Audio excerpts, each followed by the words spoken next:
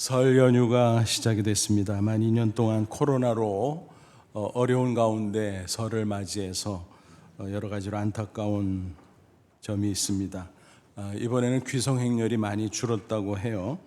가족 또 친척이라도 서로 왕래하는 것이 부담이 되기 때문이겠죠. 어떤 시골 마을에서는 아예 이런 현수막이 걸렸다고 합니다. 전남 강진의 한 마을인 것 같아요. 아그들아, 이번 설 연휴에는 어찌하든지 용돈만 많이 보내라. 우리도 안 갈란다. 그러니까 오지도 말고 가지도 않겠다는 얘기죠. 요즘 말로 우픈 현실입니다. 그럼에도 이런 분들도 있어요. 2년 동안 꾹 참았는데 백신 3차까지 맞았으니 이번에는 기어코 가야 되겠다. 그래서 고향을 찾는 분들도 있습니다.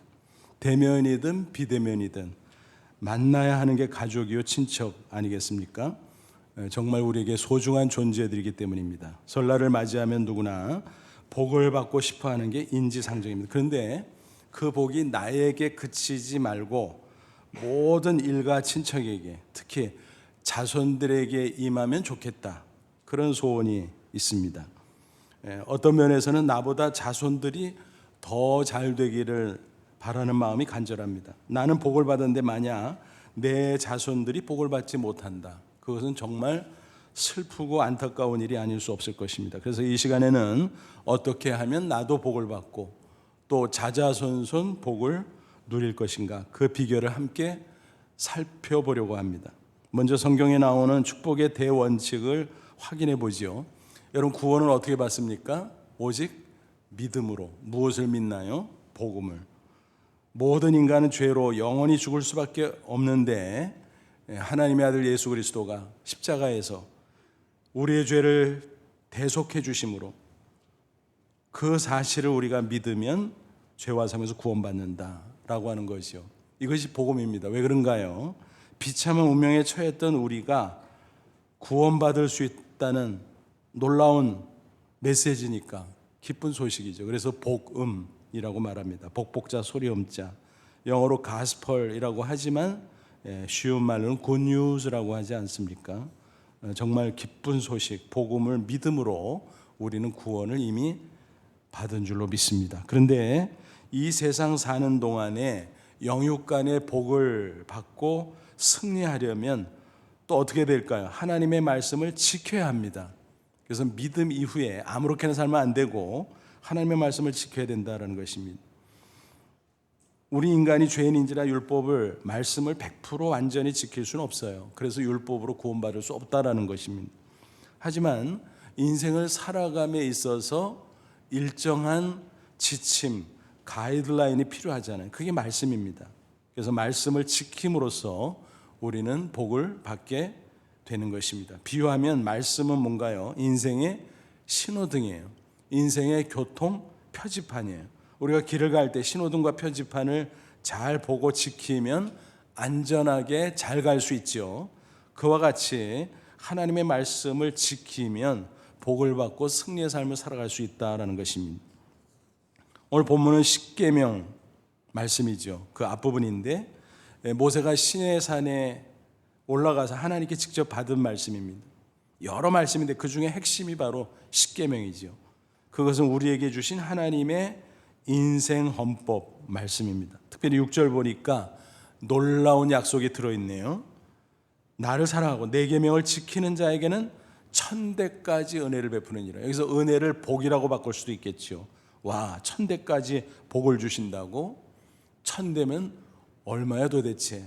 한 세대를 30년으로만 쳐도 3만 년이네 라는 계산이 나오죠. 하지만 이 말은 산술적인 의미는 아닙니다. 일종의 수사법, 강조법이죠. 그러니까 오래오래 자자손손 복을 받을 수 있다, 그런 뜻입니다.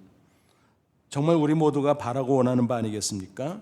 그런데 이를 위해서 꼭 필요한 전제 조건이 있습니다. 그게 바로 뭘까요? 하나님을 사랑하고 말씀대로 사는 것, 즉 온전한 신앙인 것입니다. 비유적으로 말하면 신앙에 뼈대가 있어야 된다는 것입니다. 우리 집안도 마찬가지, 신앙에 뼈대가 있어야 돼요. 그럴 때 자자손손 복을 누릴 수 있다라는 것입니다. 그래서 이 시간 신앙에 뼈대가 있는 집안을 어떻게 만들어갈 수 있을까?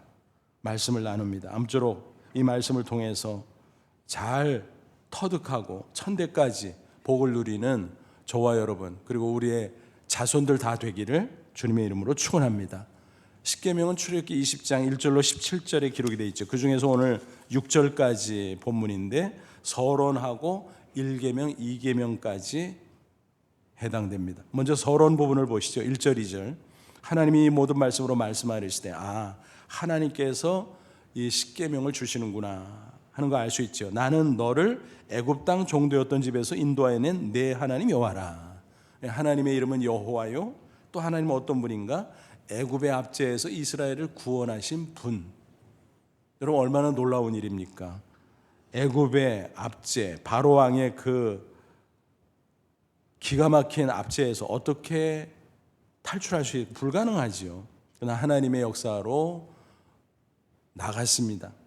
애국 군대가 추격했지만 하나님께서 그들을 홍해에 수장시킴으로써 이스라엘을 완전히 구원하시고 안전하게 지켜주셨습니다. 이제는 시내산의 당도에 있습니다. 정말 놀라운 기적이 아닐 수 없습니다. 이와 같은 역사를 이루신 하나님은 전능자 그리고 구원자 그리고 모든 것을 마음대로 할 수 있는 절대 주권자라는 것입니다. 또 하나님은 자신을 가리켜 어떤 분으로 소개했나요? 5절 중간 보니까 내 하나님 여호와는 질투하나. 하나님이 질투하셔? 여러분 우리가 인간 수준에서 생각하면 하나님이 변덕스럽단 말이야? 그렇게 저급하셔? 라고 의문을 가질 수 있지만 그런 뜻은 아니고 불같은 사랑을 표현하는 말입니다. 이런 말 있잖아요. 사랑의 반대말은 미움이 아니라 무관심이다. 하나님께서 우리를 지극히 사랑하기에 엄청난 관심을 갖고 있다라는 것입니다. 우리를 축복하셔야 되겠기에. 그런데 만약 택한 백성이 하나님을 거부하면 징계를 해서라도 돌이켜 축복하시려는 또 구원하시려는 강렬한 사랑, 그것을 질투라고 표현했습니다. 이 하나님 어떻습니까? 전능자, 구원자, 절대 주권자, 또 우리를 엄청나게 사랑하는 분. 따라서 우리 인생의 축복과 저주의 갈림길은 뭘까요? 바로 그 하나님과 어떤 관계를 가지느냐, 바로 거기에 달려 있습니다. 그러니까 온전한 신앙이 필요한 거죠. 신앙의 뼈대를 세우는 것이 중요한 것입니다. 본문 5절 하반절부터 6절까지 보시면 나 내 하나님 여호와는 질투한 하나님인즉 나를 미워하는 자의 죄를 갚되 아버지로부터 아들에게로 3, 4대까지 이르게 하거니와 나를 사랑하고 내 계명을 지키는 자에게는 1000대까지 은혜를 베푸느니라. 이 말씀을 우리가 오해하면 안 됩니다. 이런 식으로 생각하면 그거는 성경을 잘못 해석하는 거예요. 어떤 사람이 하나님을 미워한다, 거역한다, 그러면 3, 4대가 무조건 저주를 받는다. 그건 아닙니다. 또 어떤 사람이 하나님을 사랑하면 1000대까지 자손들이 무조건 복을 받는다. 그것도 아닙니다. 그런 식으로 생각하는 것을 뭐라고 말하냐면은 기계적 숙명론이라 그래요. 근데 성경은 그런 뜻으로 말씀한 것이 아닙니다. 3, 4대까지 이루고 1000대까지 이룬다는 것은 영적인 영향력을 가리키는 것입니다. 근데 혹자는 이 구절을 오해해서 어려운 일이 생기면 조상의 죄 때문인가? 라고 생각합니다. 결코 그렇지 않습니다. 예전에 유행했던 비성경적 사상이 있었습니다. 소위 가계 저주론이라고 하는 것입니다. 그러니까 계보를 내려오면서 저주가 떠나지 않고 계속 역사한다는 것입니다. 그래서 조상의 죄를 지으면 이렇게 무섭다. 그런데 비결이 있다, 이것을 잘라내는. 그래서 거기에 막 쏠리고 막 그랬죠. 근데요, 그런 거 아니고 그런 거 따라갈 필요도 없고 예수 잘 믿으면, 신앙생활 똑바로 하면요, 아무리 조상의 죄를 지었어도 내 대에서 반드시 하나님께서 축복하십니다. 이미 선언하셨어요. 로마서 8장 1절 2절. 그러므로 이제 그리스도 예수 안에 있는 자에게는 결코 정죄함이 없나니, 저주가 없다는 거예요.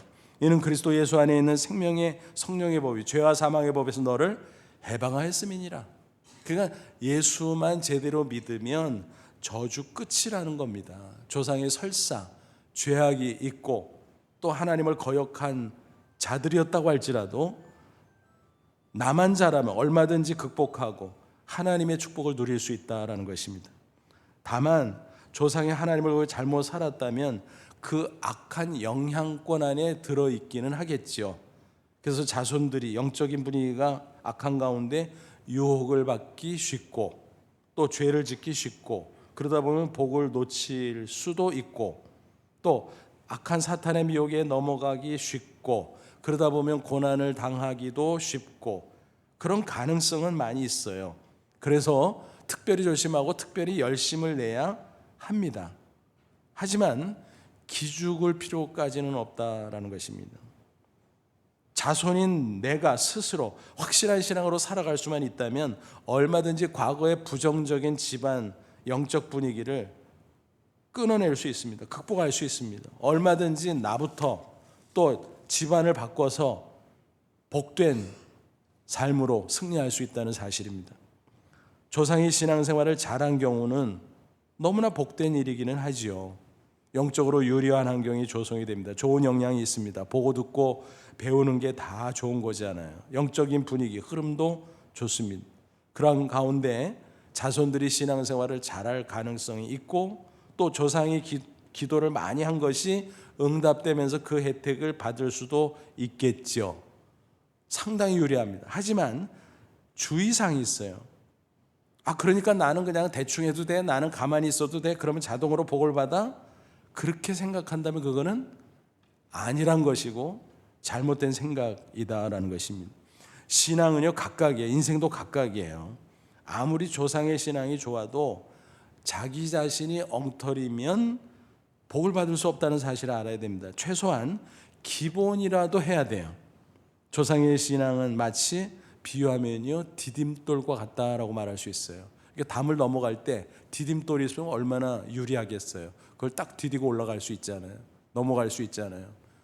유리하긴 해요. 근데 아무리 디딤돌이 있어도 스스로 잘 딛고 넘어가지 않으면 있으나 마나죠. 그런 겁니다. 그러니까 기계적으로 이해하지 마시라라는 것입니다. 부정적이든 긍정적이든. 그러니까 결론은 뭐예요? 신앙은 항상 나 자신이 중요하다라는 것입니다. 조상적부터 신앙이 내려왔다면 감사하면서 이를 잘 계승할 수 있기를 바랍니다. 또 다음 세대에 전수해 주기를 바랍니다. 이런 신앙을 계대 신앙이라 그래요. 그래서 조상이 신앙생활 잘했는데 그걸 내가 계승하고 또 이거를 다음 세대에 전수하고 계대 신앙입니다. 그런데 조상이 불신자였어요. 나부터 신앙생활을 시작했어요. 그럼 뭐예요? 새로 개척하는 것이지요. 그래서 정말 열심히 해야 돼요. 가능하면 위로 부모도 조부모도 전도하고 특별히 자손들에게 신앙을 잘 전수해 줘야 됩니다. 이런 거를 뭐라 그래요? 초대 신앙. 그러니까 여러분들 가운데 어떤 분들은 계대 신앙, 어떤 분들은 초대 신앙 그럴 겁니다. 어느 경우든 나 자신이 잘해야 된다는 거예요. 저의 신학교 시절의 이야기입니다. 저는 본래 불신자 집안에서 자라다가 대학 3학년 때 예수님을 영접했습니다. 너무너무 기뻤습니다. 그 구원의 감격이 너무나 귀하고 커서 캠퍼스 전도를 하면서 대학 후반기를 잘 보낼 수 있었습니다. 근데 졸업이 가까웠는데 하나님께서 자꾸 콜링을 하는 거예요. 야, 너 있잖아. 풀타임 목사 되라. 그래서 매일매일 복음 전해. 너 복음 전하는 거 좋다며. 좋긴 하는데 그건 아니잖아요. 내 계획이 있는데. 나는 졸업하고 대학원 진학할 건데요. 캠퍼스에 남아서 전도할 테니까 성가시게 하시지 마세요. 터치하지 마세요. 라고 거부를 했습니다. 근데 대학원에 진학했는데도 계속 콜링은 끊이지 않았습니다. 말씀을 묵상할 때마다 자꾸 부르시는 거예요. 기도할 때마다 자꾸 부르시는 거예요. 거절하고 거절했지만 어떻게 하나님을 이길 수 있겠습니까? 결국 항복하고 신학교에 입학을 하게 됐습니다. 당연히 집안에서는 미친놈 취급을 받을 수밖에 없어요. 난리였죠. 특별히 명절 때는 제사 지내잖아요. 절을 안 한다고 막 욕설을 퍼붓고 완전히 불효자 취급을 하고, 그래서 명절이 아니라 슬픈 날이었습니다. 고통의 날이었습니다. 이렇게 신앙생활하고 외롭게 신학교를 다니는데 하루는 그 동료 신학생이 전상 저 사람 봐, 저 사람 성골이야, 저 사람 있잖아, 저 사람은 진골이야 그러는 거예요. 그래서 그게 뭔 소리야 속으로. 아니 뭐 신앙 얘기하면서 뭐 뼈대 얘기를 해, 영혼 얘기를 해야지.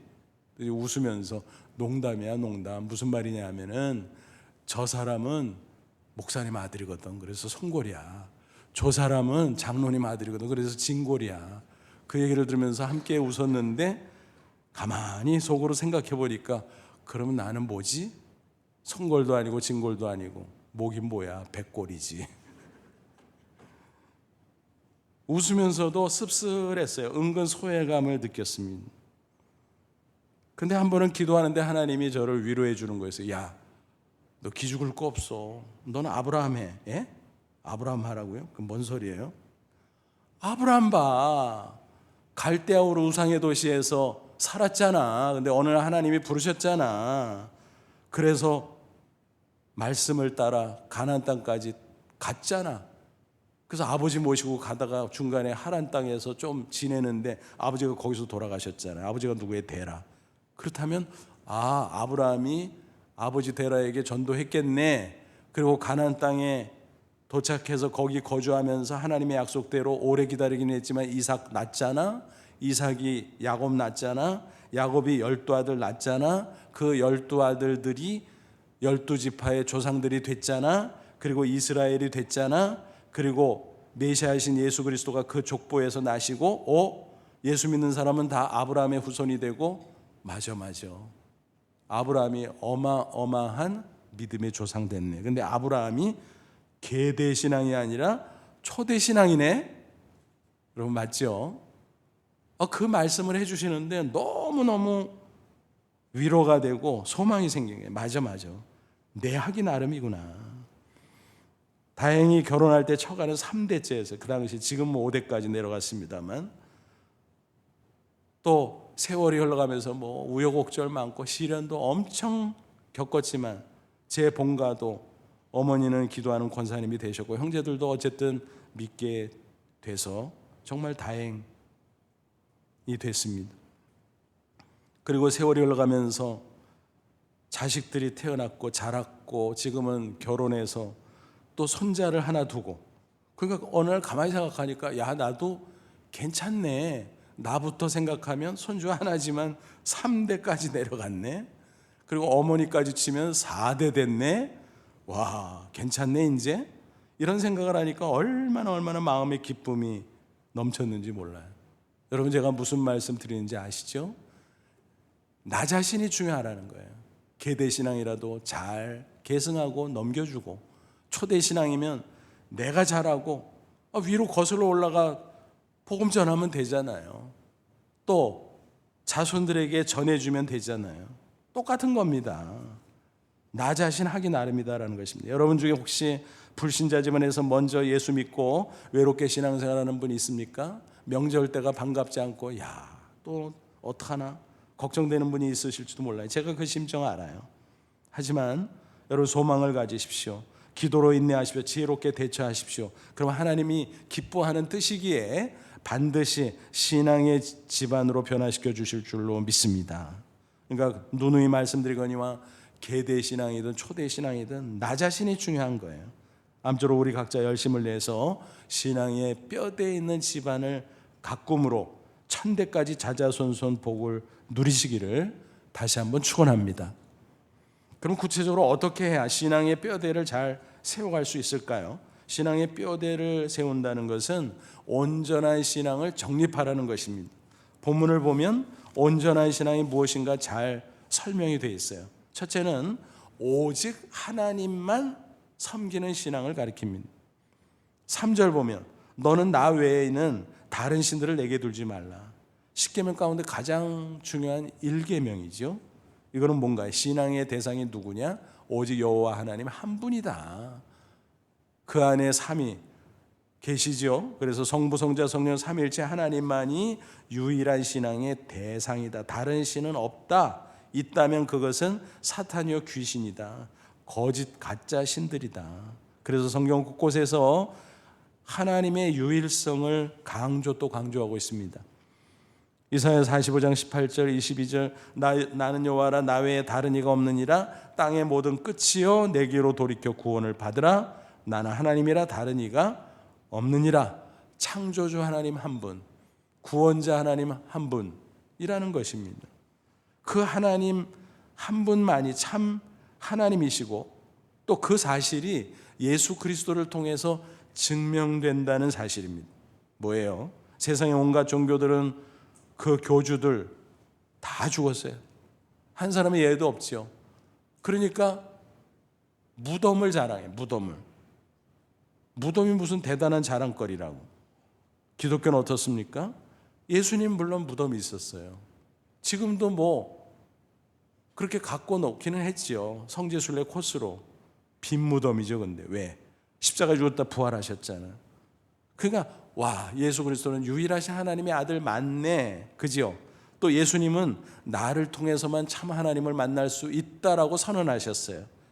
요한복음 14장 6절 우리가 잘 아는 말씀이잖아요. 내가 길이요 진리요 생명이 나로 말미암지 않고는 아버지 하나님께로 올 자가 없느니라. 그러니까 하나님도 한 분, 하나님에게 나아가 하나님을 만날 수 있는 유일한 통로, 중보자도 예수 그리스도 한 분이라는 것입니다. 이처럼 유일하신 참 하나님을 섬길 때 그분이 전능자요, 구원자요, 또 절대 주권자이기 때문에 진정한 축복이 있다라는 것입니다. 사무엘상 2장 30절 나를 존중히 여기는 자를 내가 존중하고 나를 멸시하는 자를 내가 경멸하리라. 하나님에 대한 태도, 신앙에 따라서 인생이 좌우된다라는 것입니다. 절대 주권자 하나님을 존중하면 하나님도 그 사람을 존중해 줘요. 그러면 그 인생이 복되고 잘 풀릴 수밖에 없죠. 반대로 절대 주권자 하나님을 무시하면 하나님이 그 사람을 무시하죠. 그러면 뭐 망하는 거지요. 유일하신 하나님을 제쳐도 다른 신을 섬기면 반드시 망합니다. 성경은 누누이 경고합니다. 다른 신들은 다 거짓이에요. 우상이에요. 헛것이에요. 그들은 인생을 구원할 수도 없어요. 진정한 복을 줄 수도 없어요. 오히려 인생을 미혹하고 결국은 망쳐버리고 마는 것입니다. 오늘날 과학시대에 누가 다른 신들을 섬기겠어라고 반문하는 분들도 있지만 전혀 그렇지 않죠. 인간은요 영적인 존재예요. 영혼을 가진 종교적 존재예요. 그렇기 때문에 참 하나님을 만나면 다행인데 그러지 못하면 대체물을 찾아요. 다른 신들을 찾게 돼 있어요. 마치 이런 거예요. 어려서 부모를 잃은 고아 어때요? 부모님이 딱 누군지 특정해서 알 수 없죠. 하지만 마음속엔 항상 뭐예요? 부모를 그리워하는 마음이 있어요. 그래서 내 부모가 어디 계시지 찾는 마음이 있다라는 거예요. 그래서 부모를 찾아 헤매게 돼 있어요. 인간도 마찬가지라는 거예요. 창조주 하나님을 찾게 돼 있어요. 근데 참 하나님 여호와를 제대로 못 만나면 엉뚱하게 다른 신들을 찾아 헤매다가 우상 숭배를 하게 된다라는 것입니다. 그래서 다른 종교를 의지하거나 하다못해 미신을 섬기거나 무속을 섬기거나 점에 빠지거나 뭐 그렇게 되어 있습니다. 그것도 아니면 눈에 보이는 돈, 권세, 쾌락 뭐 그런 것들을 신처럼 생각하고 집착하게 돼 있다라고 하는 것입니다. 여러분 안타까운 사실 아십니까? 어른들도 뭐 보면은 점을 치는 사람들이 많이 있는데 요즘 젊은이들 가운데 점 치는 사람들이 많다는 거 여러분 아시나요? 너무너무 안타깝고 슬픈 이야기예요. 앞길이 구말리 같은 사람들이 그런 데 빠지다니 너무 안타까워요. 그래서 그거 왜 하냐? 재미로 한대. 호기심으로 한대. 정말 그럴까요? 아니요. 불확실한 미래에 대해서 불안한 마음이 있기 때문에 은근히 한번 알아보고 싶은 거예요. 그러다가 거기 빠지면 결국 우상숭배로 떨어지게 되는 것입니다. 인터넷에 보면요 점술 사이트가 철철 넘쳐요. 대학가에도 점집이 성에 젊은이들이 많이 가는 그런 뭐 쇼핑몰이나 이런 데 가면 뭐 사주 카페 뭐 타로 카페 뭐 이런 게 있어요. 지나가면서 이렇게 보면 30분에 5만 원 비싸기도 해. 1시간이면 10만 원. 와. 근데 재미로 들어가요? 아니잖아요. 그런데 진짜 안타까운 건 뭐냐면 심지어 교인들 가운데서도 점집을 찾는 사람들이 있대요. 얼만큼? 뭐 신문에 난 거를 인용하면 점집 찾는 사람 중에 30%래요. 뭐야 그게? 뭐야 이게? 진짜 거듭난 구원받은 그리스도인 맞아? 교회만 왔다 갔다 하는 사람 아니야? 라는 생각이 들어요. 아예 어떤 점집에는 교인 환영, 절대 비밀 보장. 그 비밀 보장은 받고 싶은가 보지. 요즘 사회 분위기가 너무 불안하잖아요. 미래가 불확실하잖아요. 그런 면에서는 청년들이 좀 이해가 되기는 해요. 그래도 바로 하나님을 만나야지. 너무너무 안타까운 거예요. 그래서 이런 우상숭배, 또 무속, 주술 이런 데 빠지는 사람들이 굉장히 많이 늘어나고 있대요. 그래서 전국의 무속인 역술인이 무려 50만 명이 된대요. 그게 진짠가 싶은데 어쨌든 뭐 비슷하니까 그렇게 신문에 써놨겠지요. 너무너무 어이가 없고 기가 막혀요. 연간 시장 규모가 6조 원. 우리는 그게 얼마나 큰 돈인지 잘 상상이 안 되는데 어마어마하죠. 기가 막히죠. 특별히 금년에는 대통령 선거, 지방선거가 있어서 아주 작년부터 난리도 아니에요. 유명한 점쟁이들이 상한가를 치고 있습니다. 유튜브에 우리가 뭐 검색해서가 아니라 그냥 이렇게 막 이것저것 뜰 때 보면 어떤 때 그런 게 딱 떠요. 그래서 이건 뭐야? 보면 뭐 별의별 게 다 떠요. 심지어는 예수님 이름 팔아서 뭐 예언한대나 너무너무 어이가 없어. 뭐 금년배들에 뭐 누가 죽는데나 또 무슨 뭐 누가 당선. 근데 그게 서로 달라 다. 그러니까 절반은 틀리는 거잖아요. 그러니까 무슨 얘기예요? 결국은 다 틀린다는 얘기지요. 과거에 그런저런 것들이 다 틀렸어요. 근데 사람들이요 지나간 걸 잊어버리거든. 틀린 건 알고 아이 엉터리구나 하고 찾지 말아야 되는데 잊어버리고 또 찾아요. 그러니까 무지하죠. 목매하죠. 얼마나 한심한지 몰라요. 그런데요 심지어 방송이나 신문에서조차 그런 것들을 소개해요. 아니 왜 이렇게 수준 떨어져 대한민국이. 너무너무 기가 막히고 안타까워요. 여러분 기도해야 됩니다. 우리가 대한민국 땅에서 그런 게 싹 사라질 수 있도록. 성경적으로 보면 뭐예요? 미래일은요 오직 하나님의 주권사항이에요. 그거를 넘보면요 하나님 진짜 싫어하세요. 하나님께서 절대로 축복하지 않고 저주하세요. 성경에 그런 내용들이 너무너무 많아요. 우리는 어떻게 살아가야 됩니까? 하나님을 신뢰하면서 한 걸음 한 걸음 따라가면 돼요. 어떻게 하나님의 뜻대로 따라갑니까? 잘 모르겠는데. 그러니까 훈련 받아야죠. 성경에 써놨어요 다. 성경에 나에 관한 얘기가 잘 없던데. 일반적인 얘기죠 성경은. 그런데 이 성경을 기록하게 한 분이 누구예요? 성령 하나님이잖아요. 그렇기 때문에 성경을 읽고 묵상하다 보면 그 성령님께서 내 개인 교사가 되셔가지고요 가르쳐줘요. 깨닫게 해줘요. 아 그거구나. 그리고 맞아 그거구나. 깨달음과 확신을 줘요. 그러면 그거를 따라가면 돼요. 한 걸음 한 걸음. 뭐 미래 몰라도 돼요. 하나님 따라가는데 뭘 한 걸음 한 걸음 따라가면 하나님이 책임져 줄 텐데 뭘 미래를 알라 그래요. 알 수도 없는, 알려주지도 않는 걸. 그렇잖아요. 또 기도하다 보면 성령님이 깨닫게 하시고 확신을 줄 때가 있어요. 야 이거구나. 의심 없이 확신. 그거 따라가면 돼요. 나 그거 잘 안 되는 거 훈련 받아야죠. 그러니까 성경 공부하고 기도 훈련하고 하나님 인도받는 방법 배우고 그런 거 아니겠습니까? 그러니까 훈련은 안 받고 이상하게 그런데 이렇게 관심을 두는 분들이 가끔 있는데, 그러니까 신앙이 성숙하지 않은 거예요. 그냥 맨날 제자리 걸음하는 거예요. 신앙의 연수는 길어지는데 너무너무 안타까운 거죠. 세상 사람들 물론이고 교인들 중에도 이런 데 미혹되는 경우가 있어서 너무너무 안타까워요. 대학 갈 때, 사업할 때, 선거 출마할 때, 취업할 때, 결혼할 때, 건물 지을 때, 주식 투자할 때 무섭죠. 두렵죠. 불안하죠. 그건 이해가 돼요. 그러면 하나님 찾아야지. 점을 치고 부적 싸고 그 부적 넣고 다니고 구슬하고 난리를 치고 심지어 대형 컴퓨터 들여놓고 잘 돌아가라고 고사 지낸대요. 뭐야 이게 도대체. 컴퓨터 앞에서 고사를 지낸대요. 어이가 없어요. 여러분 이런 모든 것들은 사탄과 귀신들을 섬기는 행위예요. 하나님께서 정말 싫어하는 거예요. 신명기 18장 10절로 12절 점쟁이나 기륭을 말하는 자나 요술하는 자나 무당이나 진언자, 주문하는 자나 신접자, 신 내린 사람 있잖아요. 박수나 초혼자를 너희 가운데서 용납하지 말라. 이런 일을 행하는 모든 자를 여호와께서 가증히 여기시나니. 어떤 성경 구절 보면 죽이라 그랬어요. 얼마나 해악이 심하면 그렇게까지 말씀하셨겠어요. 이런 가증한 일로 말미암아 내 하나님 여호와께서 그들을 내 앞에서 쫓아내시느니라. 왜 가나안 족속을 쫓아내라 그랬나? 그 가운데 이런 것들이 있기 때문에 물들지 말라는 거였어요. 하나님이 이토록 싫어하시니 그런 것들에 젖어든다면 어떻게 될까요? 반드시 망하지요. 잠깐은 잘 되는 것처럼 보일 수도 있어요. 그러니까 속아 넘어가는 거예요. 근데 끝이 좋지 않아요. 여러분, 인생이라는 게 끝이 좋아야 되잖아요. 잠깐 좋다가 말로가 안 좋으면 그게 좋은 겁니까? 나쁜 거지. 개인뿐만이 아니죠. 가정도 마찬가지, 국가도 마찬가지. 여러분, 구약 이스라엘이 왜 망했어요? 그래서 망했어요. 여호와 하나님 제쳐두고 우상 섬겨서 이상한 짓거리 해서 그런 겁니다. 여러분, 절대 주권자 하나님이 복을 주시는데 엉뚱하게 그런데 기웃거린다고 복을 받아요? 사탄이 복을 줘요? 귀신들이 복을 줘요? 복을 뺏어가지?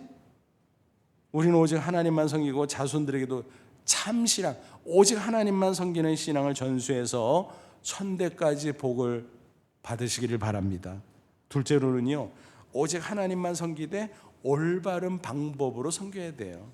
영이신 하나님을 신령하게 섬겨야 돼요. 신령하다 그러면 사람들이요, 뭘 보는 거로 생각해. 그러니까 보이는 형상을 자꾸 만드는 거, 그거 아니에요. 신령하다는 것은 말씀을 통해서 성령을 체험하면서 하나님을 섬기는 걸 가리켜요. 그러니까 말씀 중심의 신앙생활 하다 보면요, 저절로 신령한 신앙생활을 할 수 있어요. 그게 올바로 하나님을 섬기는 신앙이에요. 4절 5절 보면 너류에 새긴 우상을 만들지 말고 또 위로 하늘에 있는 것이나 아래로 땅에 있는 것이나 땅 아래 물속에 있는 것에 어떤 형상도 만들지 말며 그것들에 절하지 말고 그것들을 섬기지도 말라. 하나님을 섬긴다면서 뭘 자꾸 만들어 놓고 또 뭐를 만들지 않아도 자꾸 보려고 하고, 보긴 뭘 봐요 여러분? 하나님이 영인데 보여요? 안 보이는데. 그럼 뭘 만들어 놓으면 하나님이 아닌 거지. 뭘 보면 하나님이 아닌 거지. 여러분, 보여주셨어요. 사실은 다.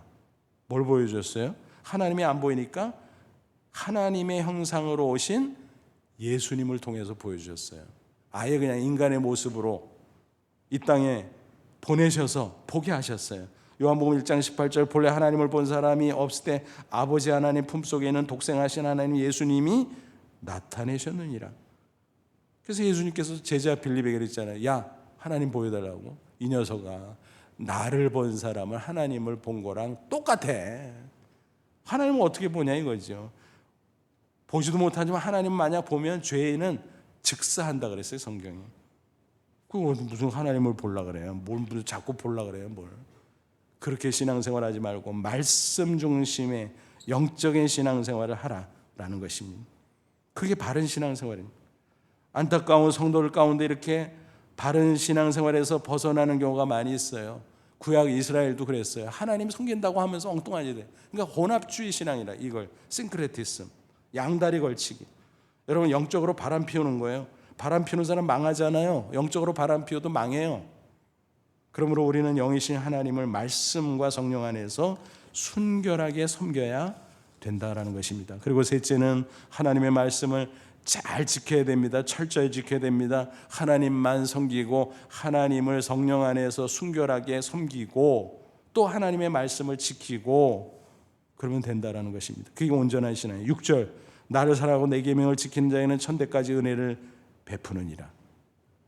여러분, 하나님을 사랑하는 증거가 뭘까요? 뭐 헌신하고 충성하고 이것도 그러지만 기본적으로는 말씀에 순종하는 게 바로 그거예요. 예수님께서 말씀하셨어요. 요한복음 14장 15절 너희가 나를 사랑하면 내 계명을 지키리라. 그러니까 하나님 사랑하기 때문에 하나님의 말씀 믿고 그대로 지키는 거예요. 그거는 성도의 의무임과 동시에 특권이에요. 왜냐하면 우리한테만 복을 주시려고 야, 이 말씀 지켜라 그랬거든요. 그러니까 특권이죠. 근데 어떤 때 말씀을 읽고 깨닫긴 하는데 이걸 지키려고 하다 보니까 좀 부담돼. 근데 여러분 기억하세요? 그게 진짜 축복의 말씀이에요. 그거 지키면 진짜 큰 복을 하나님께서 주시는 거예요. 비유해서 설명하면 이런 거예요. 여러분, 돈가방이 무거우면 좋아요, 나빠요? 저 같으면 좋은데요. 여러분도 좋잖아요, 솔직히. 뭐 돈 자체가 나쁜 거 아니잖아요. 뭐 잘만 쓰면 많을수록 좋은 거 아니겠습니까? 그러니까 돈가방이 가벼운 것보다 무거운 게 훨씬 좋은 거예요. 말씀도 그래. 읽다가 이건 좀 부담되는데, 여러분 부담되는 거 지켜보세요.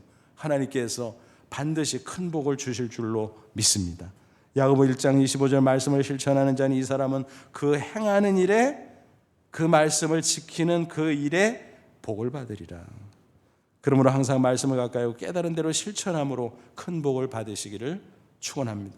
여러분, 이처럼 오직 하나님만 믿고 하나님을 성령 안에서 올바로 섬기고 하나님의 말씀을 잘 지키면서 온전한 신앙을 정립하시기 바랍니다. 이게 신앙의 뼈대를 세우는 거예요. 또 그 신앙을 자손들에게 전수해 주시기 바랍니다. 그게 내 책임이에요.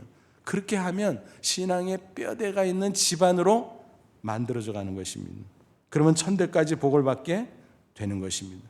한번 국민일보 미션 라이프 섹션에서 이런 기사를 읽어봤어요. 7대째 신앙생활하는 믿음의 가문 이야기예요. 연동교회 박문희 공로 권사님 90세래요. 90세 그분이. 그래서 신앙이 어떻게 계보를 이었냐면은 증조 할머니. 근데 증조 할머니가 처음은 아니고 할머니가 선교사한테 복음을 받고 그 어머니인 증조 할머니한테 복음 전하고 또 그 딸인 이 박문희 권사님의 어머니에게 복음을 전하고, 그래서 증조 할머니, 할머니, 어머니, 본인 권사님, 그리고 자식, 손주, 증손주. 그래서 7대라는 거예요. 근데 놀라운 것은 한 교회를 섬겼대요. 100년 넘게. 와, 우리 교회도 3대는 뭐 많고요.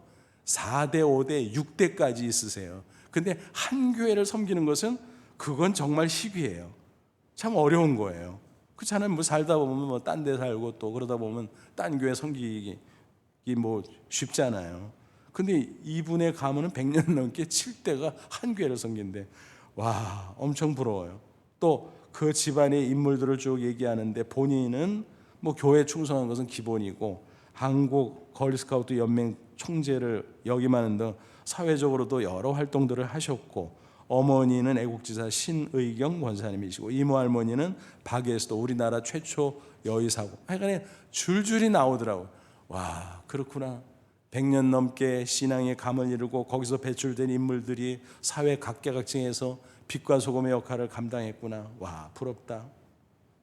그렇습니다, 여러분. 근데 그게 한 사람으로부터 시작됐다는 거예요. 이어오고 또 다음 자손에게 이어줌으로 됐다는 거예요. 그렇다면 저와 여러분도 가능한 줄로 믿습니다. 여러분, 나도 복 받고 자자손손 복을 받기를 원하십니까? 그럼 어떻게 하면 좋겠습니까? 열심히 공부하면 되나요? 공부시키면 되나요? 땀 흘려 일하면 되나요? 좋은 일들이죠. 필요하죠. 그러나 이 한 가지 신앙의 뼈대를 세우는 것, 그것을 빼놓으면 모든 게 허사가 된다는 사실을 우리는 잊지 말아야 될 것입니다. 온전한 신앙 정립, 신앙의 뼈대 세우기, 그 뼈대 세우는 일을 계속 이어갈 수 있기를 바랍니다. 그래서 부디 저와 여러분 모두가 신앙의 뼈대 있는 집안을 갖고 가므로 나도 또 내 자손들도 주님 재림하시는 그날까지 계속 이 땅에서 복을 누리다가 다 저 천국에 들어갈 수 있기를 주님의 이름으로 축원합니다. 기도하겠습니다. 이 말씀 붙잡고 기도하자. 하나님, 그렇습니다. 나도 계대신앙이든 초대신앙이든 신앙의 뼈대를 세우기를 원합니다. 그리고 내 자손들에게 신앙의 이 온전한 모습을 잘 전수함으로 말미암아 신앙의 뼈대가 있는 집안을 만들기를 원합니다. 그래서 주님 오시는 날까지 세상에서 복을 누리고 빛과 소금의 사명도 감당하며 저 천국에 모두 다 들어가는 놀라운 복을 누리게 하옵소서. 우리 다 같이 간절한 마음으로 잠시 기도합니다. 아버지 하나님, 고맙고 감사합니다. 오늘도 귀한 말씀을 통해서 우리를 가르쳐 주시고 깨우쳐 주심을 감사합니다. 신앙의 뼈대에 있는 것이 최고인 줄로 깨달아 싸우니 내 신앙 뼈대 세우고 또 이 신앙의 뼈대를 우리 자손들에게 잘 이어줌으로 말미암아 천대까지 복을 누리며 이 땅에서 하나님을 영화롭게 하고 저 천국에 다 들어가 영원한 천국에서 영생복락 누리는 우리 모두 또 자손들 다 되게 해 주시옵소서. 예수님의 이름으로 기도하옵나이다. 아멘.